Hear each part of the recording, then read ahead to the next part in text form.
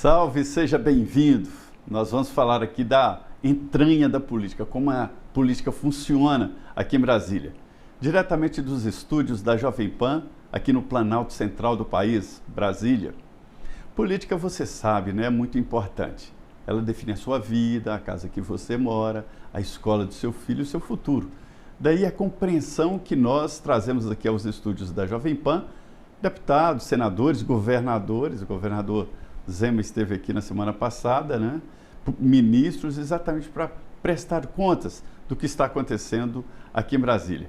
Hoje, aqui nos estúdios da Jovem Pan, o senador de Rondônia, Jaime Bagatoli. Senador, muito obrigado por estar aqui nos estúdios da Jovem Pan. Obrigado, Zé Maria. Eu quero mandar um abraço a todos que estão nos acompanhando nesse momento pela Jovem Pan em todo o Brasil. Em todo o Brasil mesmo, através de rádio e TV e internet. Nós estamos muito bem aí nas mídias sociais.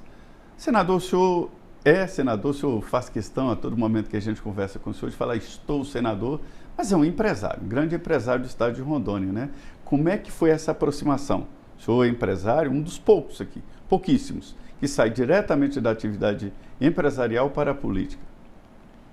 Então, Zé Maria, na verdade, é o seguinte, eu fui uma pessoa que muitas vezes eu cobrava muito dos políticos lá em Rondônia, dos nossos deputados estadual, deputado federal, dos senadores, governadores, e até que chegou um dia que a minha entrada na política eu devo muito ao nosso ex-presidente da República, Jair Messias Bolsonaro. Ele descobriu vários talentos da política, que pôs muita gente. Né? Eu sou muito grato ao nosso ex-presidente Jair Messias Bolsonaro e dizer para vocês que se não fosse através dele, era muito difícil uma pessoa igual eu, que eu não tinha exercido nenhum cargo público e fui eleito direto senador da República. Na eleição, disputei a primeira eleição junto com ele em 2018, faltou muito pouquinho para mim já ser senador em 2018, com apenas 30 dias de campanha.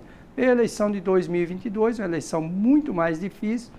Eu saí candidato já no finalzinho, que estava encerrando o prazo de registro das candidaturas.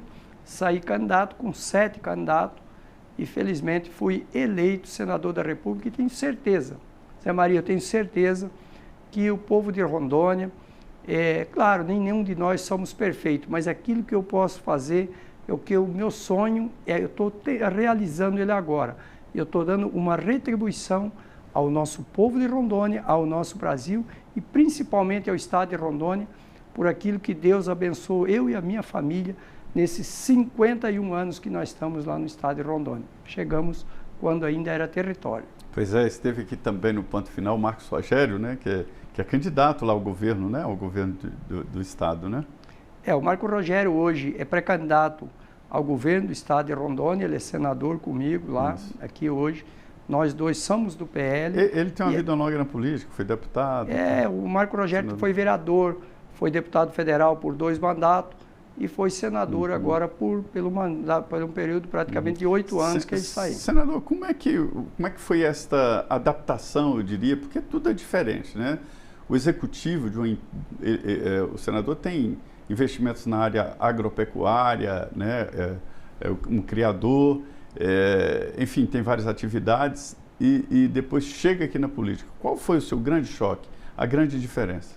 O grande choque de a gente entrar na política é o seguinte, com todo o respeito que eu tenho, tanto para o pessoal da Câmara Federal, que estão os deputados federais, deputado estadual, o governo, o executivo, o que me deixa muito impressionado é muita gente que está aí não tem a capacidade para estar naqueles cargos. Entendi. Então, essa é uma grande dificuldade que nós temos hoje. Eu acho que quando a pessoa vai escolher um candidato a deputado federal, um deputado estadual, um senador da República, um governador, o próprio presidente da República, as pessoas têm que escolher pessoas com perfil. Pode ser funcionário público, não tem problema nenhum, mas pessoas que estão ligadas a querer o melhor para a população do nosso país e muitas vezes independente até de sigla partidária.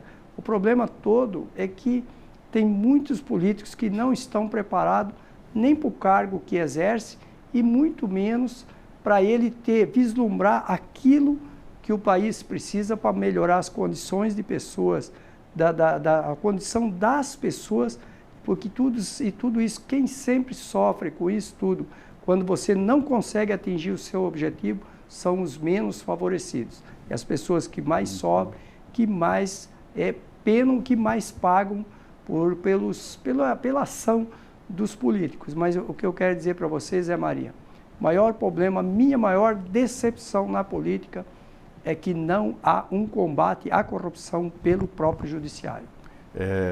Senador, aí já é uma opinião, não é exatamente uma pergunta. A minha grande decepção do momento na política é a falta de um projeto nacional, né, senador? A gente vem puxando para um lado, puxando para o outro, e não tem ninguém assim pensando num país, pensando no futuro, num Brasil grande. Então, é uma disputa muito pessoal, né? É muito pessoal. Você vê um país igual o nosso, Zé Maria, nós temos atrasado 30 anos, 25, 30 anos em infraestrutura. O país não tem mais infraestrutura, nós não temos ferrovia, não temos rodovia. Olha aquela questão da BR-101, olha a questão da 319. Se fala muito assim, às vezes, há um entrave muito grande na questão ambiental. Por isso até nós votamos no Senado o marco ambiental para simplificar as licenças ambientais, principalmente para destravar muitos investimentos que nós temos parado no Brasil hoje, por causa da questão de licenciamento ambiental. É aquilo que a gente vê na 319, Porto Velho e Manaus. Uma BR que já existe ali há quase 50 anos. Aquela BR foi inaugurada em 1978.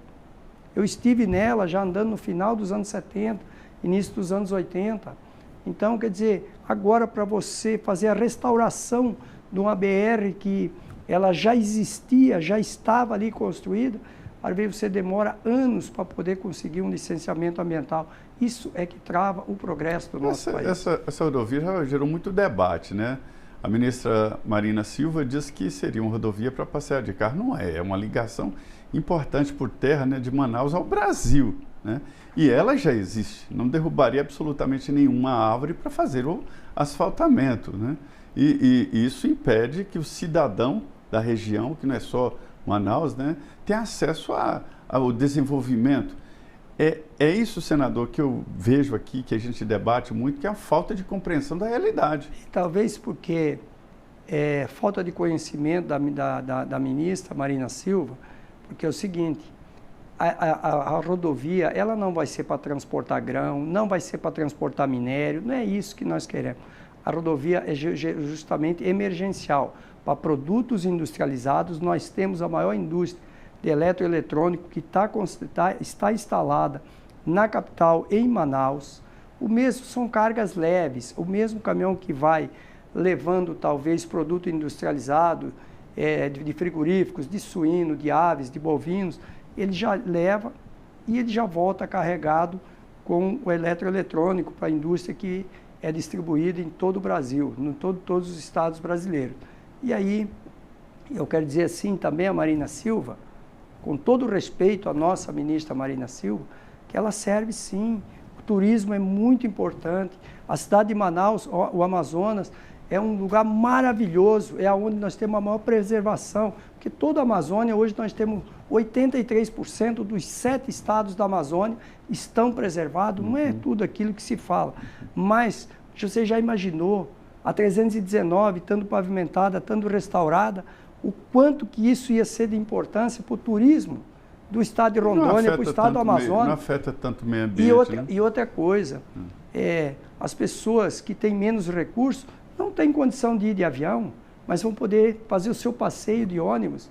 Então nós temos que dar dignidade às pessoas e nós temos que olhar para o futuro e não vamos precisar destruir nada para fazer a restauração da 319. Quanto o senhor acha que o governador de Rondônia administra do estado? Porque existem os parques, reservas indígenas, né, e áreas de preservação, e no final sobra quanto por cento mais ou menos? Hoje você fala de terras que estão... Que podem ser administradas para plantio. Hoje Rondônia, o estado de Rondônia é o estado que tem mais abertura, porque foi feito um programa de reforma agrária, um programa mais eficaz que teve em toda a Amazônia, na década de 70. Ele iniciou no início da década de 70, mas... Foi lá no governo Geisel, né?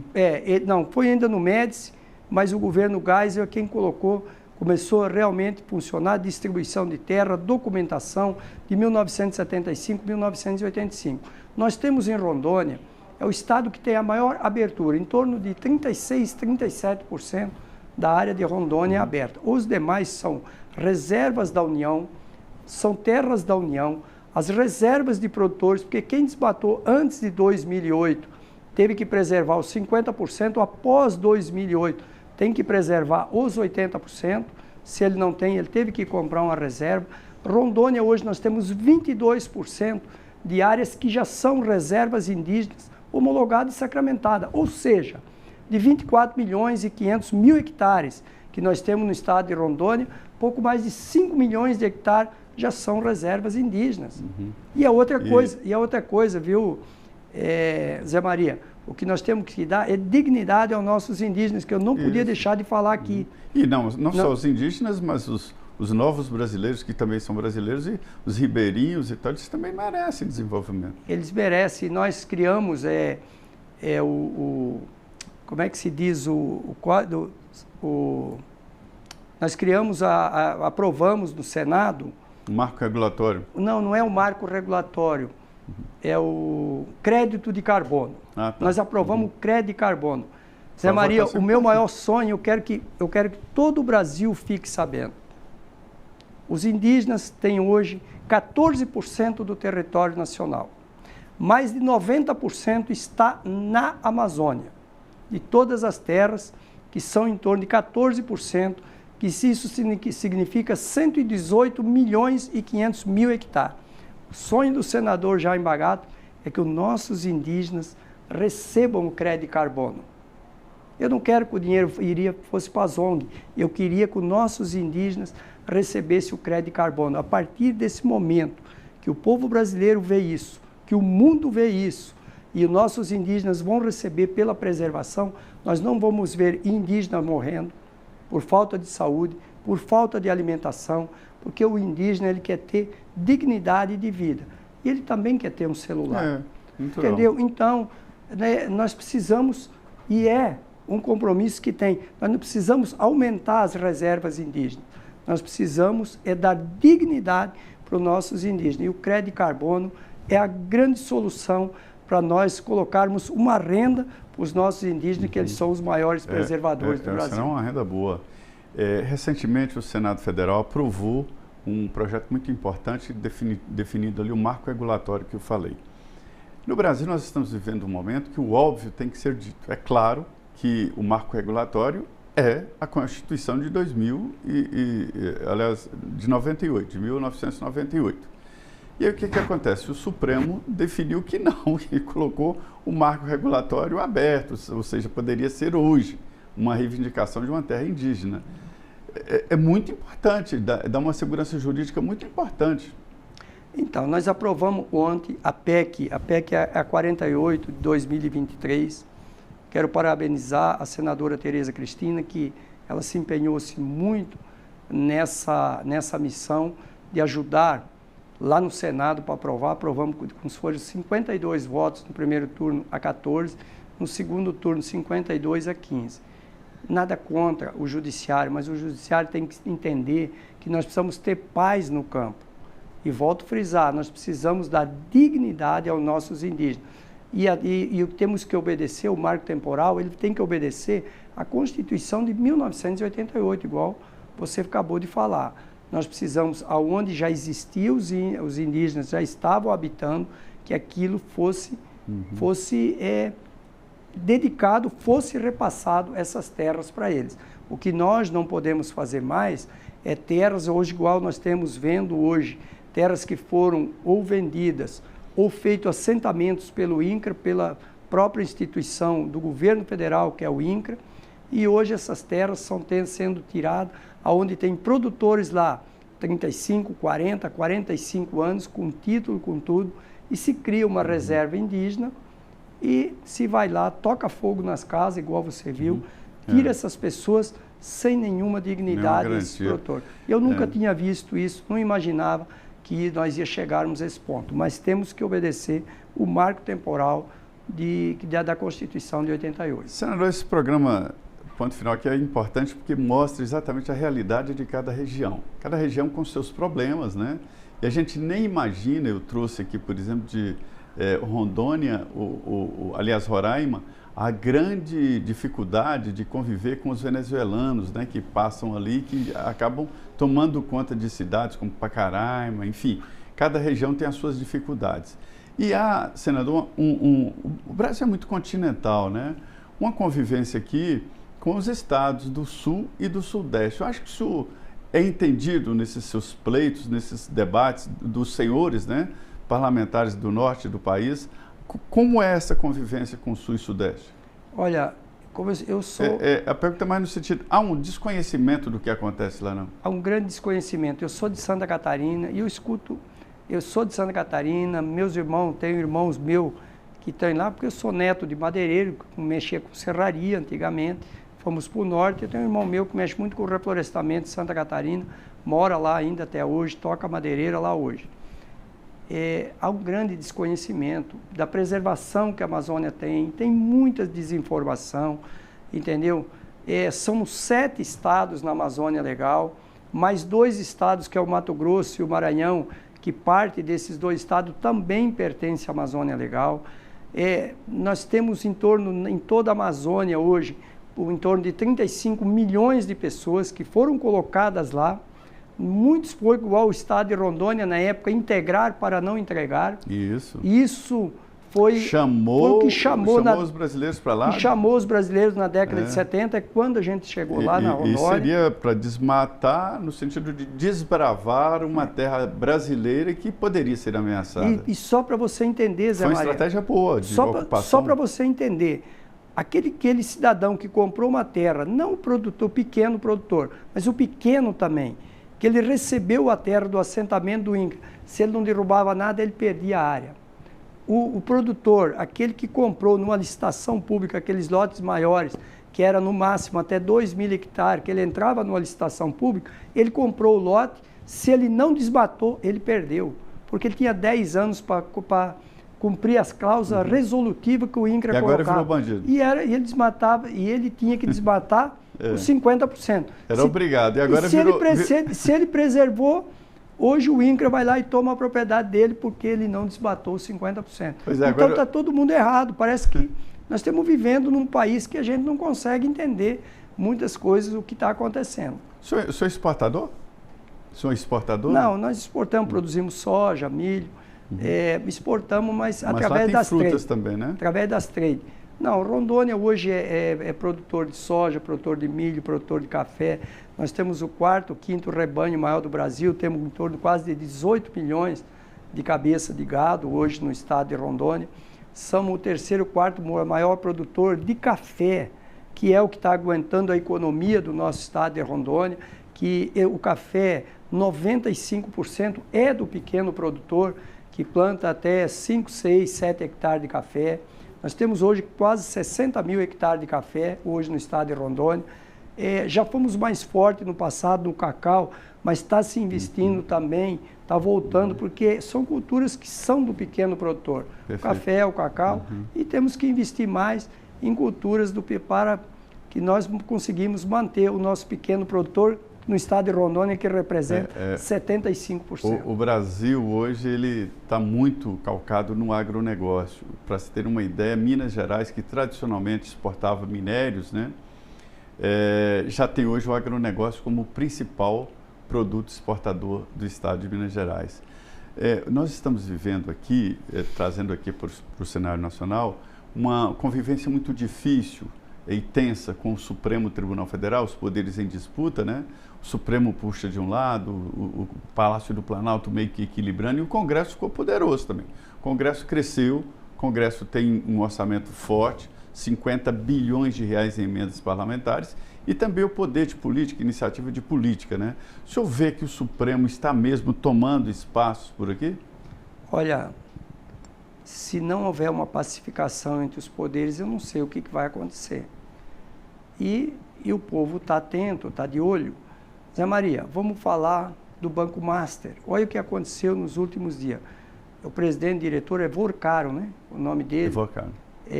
Que é o presidente. Vorcaro. que é o proprietário, dono do banco, presidente do banco. Olha o calote que esse cara deu em milhares de correntistas nesse país.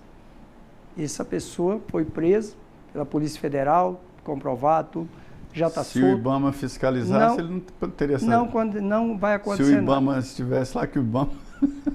Aí eu pergunto para vocês, eu pergunto assim, quem estiver nos acompanhando, é justo? Aí aquela pessoa lá, que não teve nenhuma comprovação, nada de realmente do que aconteceu, nada, eu acho que quem quebrou alguma coisa lá no dia 8 de janeiro tem que pagar por aquilo, mas é uma pessoa que escreveu lá numa estátua, perdeu o mané, 14 anos de cadeia, e um cidadão desse está fora. E digo mais, não quero acreditar, eu, senador Jaime Bagato, não quero acreditar que tem esposa de ministros que recebeu mais de 100 milhões para dar consultoria para esse cidadão.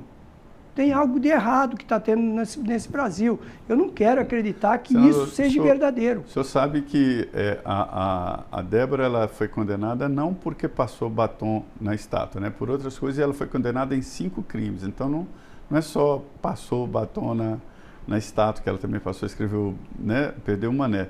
Mas esse processo é muito polêmico pela origem dele, né? A origem dele já gera uma desconfiança. E o que aconteceu com o ex-presidente Jair Bolsonaro? O senhor esperava esse cenário de hoje? Eu não esperava esse cenário de hoje, porque eu penso assim, Zé Maria, um cidadão que não foi comprovado que roubou 1 centavo da União, nada. E como que a todas aquelas pessoas que foram condenadas dentro da Lava Jato, todas as pessoas estão fora. Mas já cumpriram os... Não, mas vem cá. Por exemplo, de Cabral para cima, tu duvidar, daqui a pouco pode ser até voltar para a política. O Valdemar ficou preso um tempo, né? Foi anistiado lá por uma lei publicada geral, o ex-presidente da Câmara, Eduardo Cunha, ficou preso, mas enfim, o ciclo já se cumpriu. E outra coisa, não é só roubo que dá cadeia, não, né? Não, pode ser que não seja, eu posso falar para você que não seja só roubo que dá cadeia, mas tentativa de golpe por se reunir com embaixadores, eu não consigo ver isso, entendeu? Minuta de golpe que não foi também realmente comprovada sobre isso. Então, é difícil. O momento que nós estamos passando no país, se não houver uma pacificação entre o Supremo Tribunal Federal, o Legislativo, o Executivo, nós não vamos ter paz nesse país, porque essa demanda vai continuar havendo sempre entre o Judiciário. E agora o Supremo Tribunal Federal também tem que entender, eles não foram colocados lá pelo povo brasileiro, eles foram colocados pelo Senado, quem sabatinou. O presidente da República indicou, o Senado que colocou eles lá. E da mesma forma que um ministro ele foi colocado, se precisar tirar, ele tem que ser tirado. Agora, não da maneira que o Gilmar Mendes se pronunciou nos últimos dias. Pois é, tem um projeto sendo discutido no Congresso Nacional, no Senado, né, foi até adiado, era para ser votado antes, que define o impeachment de presidente da República. É um projeto muito amplo e bem, vamos dizer assim, regulamenta tudo. Presidente da República, vice-presidente, ministros do Supremo, ministros de Estado, procurador-geral da República, integrantes do Tribunal de Contas da União, os tribunais militares. Quer dizer, era preciso também, eu acho que essa sacudida de Gilmar Mendes vai provocar o Congresso a aprovar essa regulamentação. Sim, tem que provar essa regulamentação, mas, Zé Maria, me diga uma coisa, já é prerrogativa do presidente da República indicar o ministro, correto? Sim. Quem vai colocar o ministro? Da forma que eles são colocados, tanto da PGR, Senado, tanto o ministro, não foi reeleito agora, por um período de mais 2 anos. O procurador-geral, né? O procurador-geral foi reeleito por mais. Você vê que ele já teve 65 votos na primeira vez, agora já teve 45 votos. Então, da mesma maneira, na minha opinião, na condição de senador da República, na mesma condição que é sabatinado um ministro por 41 votos, a partir do momento que há uma divergência, que não está havendo algo de errado, o próprio Senado tem sim, ele pode se reunir e se tiver que fazer o impeachment, tem que ser autonomia do Senado. E outra coisa, não tem que ser 54 votos, não, porque ele não foi eleito pelo povo. Agora, quem é eleito pelo povo é o prefeito, é o governador, é o presidente da República. Esse sim, se houver o impeachment, ele tem que ter 2/3, os 54 votos. Agora, se você sabatinou um ministro do Supremo, a pessoa que vai assumir a PGR, que vai assumir, eu assim, na minha concepção, colocou com 41 votos, pode ser tirado também com 41 votos. Também com maioria simples, né? Senador, nosso tempo já está chegando ao final aqui, mas eu queria saber a sua opinião aí sobre a disputa presidencial. A entrada do Flávio Bolsonaro muda o quadro? Olha, eu quero dizer para vocês que estão nos acompanhando nesse momento, o senador Jaime Bagatoli é um senador muito fiel ao nosso ex e eterno presidente Jair Messias Bolsonaro, que eu tenho ele como que mudou o marco da política no Brasil, que mostrou para nós como que poderia fazer, como que o país poderia levar muito mais gente para a política, levar empresário, levar produtores rurais, levar funcionários públicos para a política, levar pessoas do bem para a política. Então, eu tenho uma gratidão muito ao nosso ex-presidente Jair Messias Bolsonaro. Se o nosso ex-presidente optou em colocar o filho dele, o Flávio Bolsonaro, para ser o nosso pré-candidato nesse momento à presidência da República, eu estou no partido, sou do PL, tivemos uma reunião ontem, inclusive, do PL, e digo para vocês, o meu pensamento é o seguinte, se ele vier a ser realmente o candidato, eu vou vestir a camisa e vou trabalhar. A direita está unida, senador? Olha, o PL está muito unido. O PL está muito unido. O PP, eu tenho diversos partidos, o PP, o Republicano. Eu acredito muito, assim, que vai haver uma união. Nós temos outros pré-candidatos, tem o Caiado, tem o Zema, de Minas Gerais, tem o Ratinho, do Paraná, que pode ser candidato. Mas eu creio que lá na frente, a hora que se definir, nós temos que definir em cima de um nome e assim, quem tiver melhor dentro lá na frente, ou quem for para o segundo turno, vai ter que ter uma união muito grande, porque nós temos grande condição de eleger um presidente da República da direita. Muito bem, senador Jaime Bagatoli, de Rondônia, que conversou aqui no Ponto Final sobre os problemas do seu estado, da região, e mostrando exatamente esses contrastes, né, que o Brasil é muito grande. Queria agradecer, senador, muito obrigado por estar aqui nos estúdios da Jovem Pan.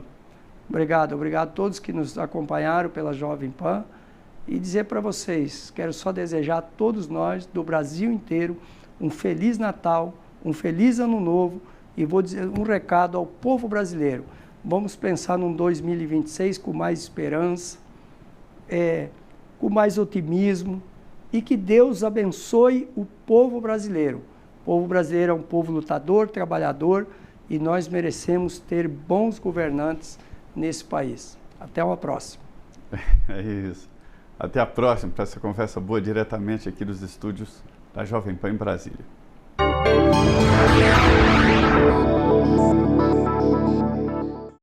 A opinião dos nossos comentaristas não reflete necessariamente a opinião do Grupo Jovem Pan de Comunicação. Realização Jovem Pan.